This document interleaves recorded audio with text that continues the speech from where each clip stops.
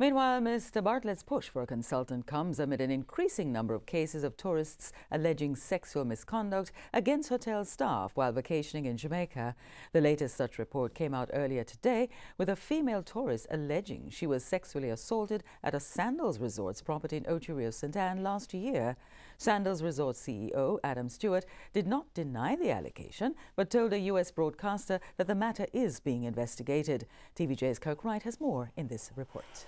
The victim, who said she came to Jamaica last year to have a good time, told ABC News she was physically and sexually assaulted by a Sandals Resort employee during a solo sailing excursion.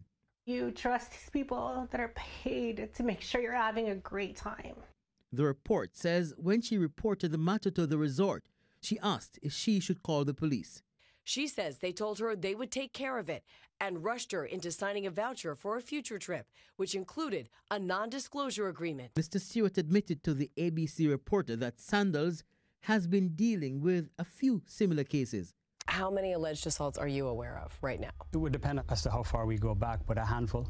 A handful, meaning like 3, 4, 5, something around that? Something probably around in the region of around 10. In this particular case, and in all cases, the police are notified. We have pioneered and developed safety and security protocols with our customers at the center of it. He was asked about how Sandals handles sex-related complaints against guests.